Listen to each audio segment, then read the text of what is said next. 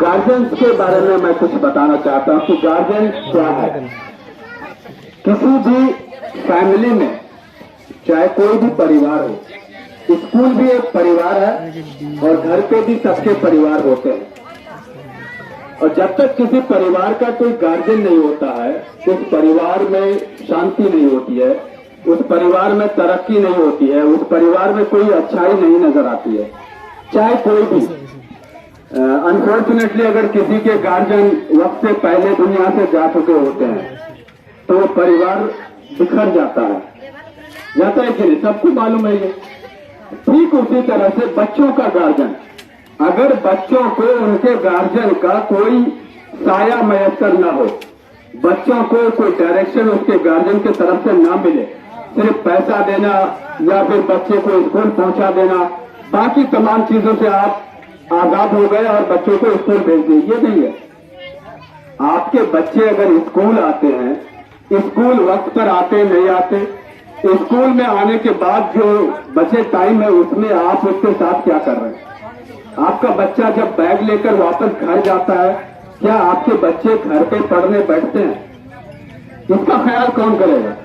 Teacher तो आपका 4 घंटा पढ़ाएगा, 8 से लेकर 12 बजे तक। उसके बाद कौन है उसका मालिक?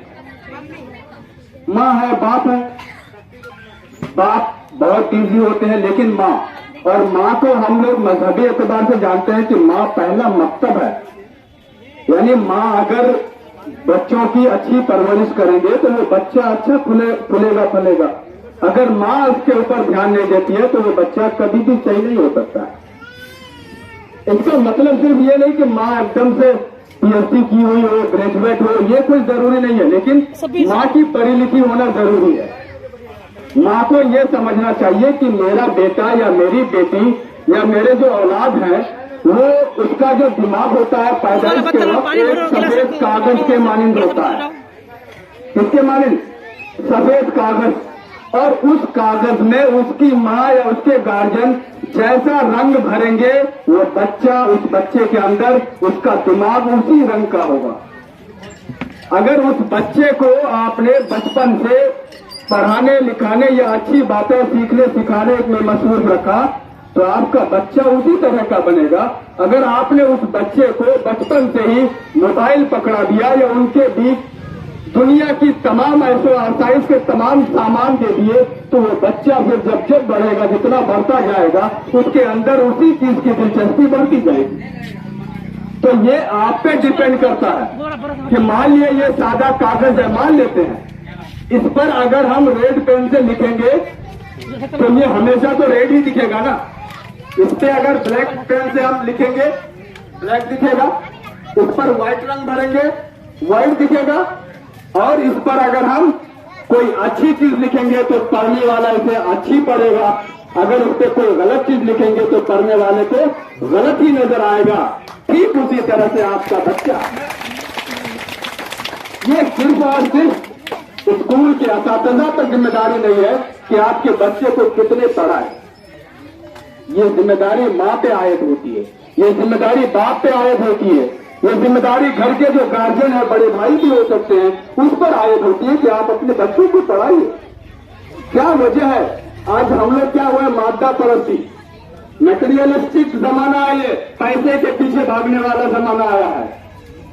बाप को फुर्सत नहीं कि मेरा बेटा किस हाल में है, माँ को फुर्सत नहीं, उनको पैसे, बिल्डिंग कैसे बनेंगे, गाड़ियां कैसे आएंगी, इमारतें कैसे खड़ी होंगी। और जब इस तरह की चीजों में गार्जियन बिजी हो जाते हैं तो उनके बच्चे एहसास महरूमी का शिकार हो जाता है। उसके बच्चे को यह लगता है कि मेरे ऊपर किसी का साया नहीं है, सिर्फ मुझे स्कूल जाना है, आना है और कुछ नहीं। बीच में माँ बाप का जो एक मोहब्बताना रवैया होना चाहिए, एक जिम्मेदाराना जो उसके रवैया होने चाहिए थे, वो सब गायब हो जाते हैं, क्योंकि बाप दौलत के पीछे, माँ कहीं और दूसरी जिम्मेदारी में बिजी है। तो बच्चे को कौन देखेगा?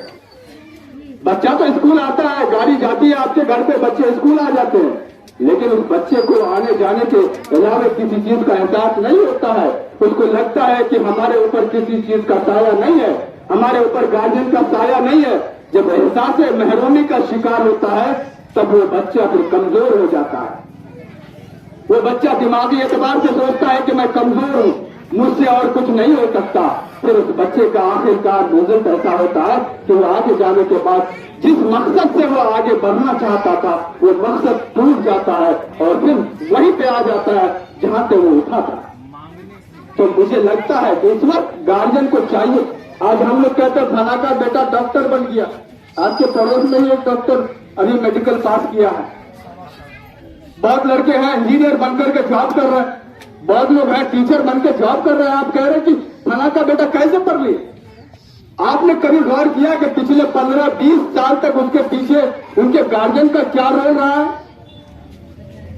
अपने बदन में एक पुराना कपड़ा लिपट लिया है, लेकिन अपने बच्चे की फीस वक्त पे जमा किया है, और वक्त पे जब जमा करता है फीस तो उसके बच्चे को कोई टेंशन नहीं होता है, स्कूल से कोई प्रेशर नहीं होता है, और फिर वो पढ़ाई में ध्यान देता है। एक वक्त का वो खाना कम लेता है लेकिन अपने बच्चे के पीछे वक्त देता है। और मैं आपको कह रहा हूं कि 15 साल तक आपको इसका नतीजा नजर नहीं आएगा। आप जब नर्सरी में एडमिशन करवाते हैं, नर्सरी से लेकर ग्रेजुएशन तक जो 15 साल 16 साल का वक्फा होता है, आप कहिएगा कि मैंने 5,000 खर्चा किया और इस 5,000 के बदले 6,000 मिलेगा, नहीं मिलेगा। 15 साल 20 साल तक आपको सिर्फ सोचना पड़ेगा कि मैं जो पैसा खर्च करता हूं तो इसका कोई नतीजा नहीं है, आप खर्च करते जाइए। जब आपका बेटा पढ़ लेगा 15-16 साल, उसके बाद वो नौकरी के लिए या उनके अंदर जो सलाहियत डेवलप होगा उसके हिसाब से अगर उनको जॉब मिल जाएगी तब फिर कमाना स्टार्ट करें। हम ही लोग हिम्मत इसी वजह से हार जाते हैं कि भाई हमने तो पैसा दिया, 10 साल से पैसा दे रहे हैं लेकिन हमको मिलता क्या? यही सबसे बड़ी कमजोरी है, ये एहसास कमतरी है कि हमने इस तरह की सोच को डेवलप किया है। 15 साल तक आपको सोचने की जरूरत नहीं है, आप अपने बच्चों के पीछे खर्च करिए। एक वक्त में आप अगर 1 किलो मछली लेते हैं, कितना कीमत है? 200 रुपए से ज्यादा है। एक वक्त का वो मछली 200 रुपए से ज्यादा आप खर्च करते हैं। महीने में अगर कम से कम खाता है तो 7 दिन तो जरूर मछली खाते होंगे।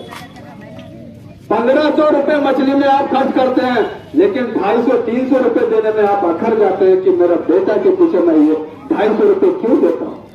कुछ तो जानता ही नहीं, कुछ सीखा ही नहीं, कुछ कमाई नहीं, लेकिन नहीं, ये आपको इस सोच को बदलना पड़ेगा। 15 साल तक सोचना नहीं पड़ेगा कि मेरा बेटा कमा के देगा, चाहे वो बेटा हो या बेटी हो, किसी को भी पढ़ाइए। आज आप देख रहे बेटियों का रिश्ता नहीं हो रहा है सही जगह पे। क्यों नहीं हो रहा है भाई? आपने उसको सिर्फ और सिर्फ घर के काम के लिए चुना है। आपने कहा मेरी बेटी खाना बनाएगी, मेरी बेटी पोछा लगाएगी, मेरी बेटी खेतों में काम करेगी, मेरी बेटी स्कूल नहीं जाएगी। आज जब आपकी बेटी का रिश्ता आता है तो कहता है मुझे दहेज में क्या चाहिए? 4 व्हीलर चाहिए। इतना सोना चाहिए, इतने चांदी क्यों?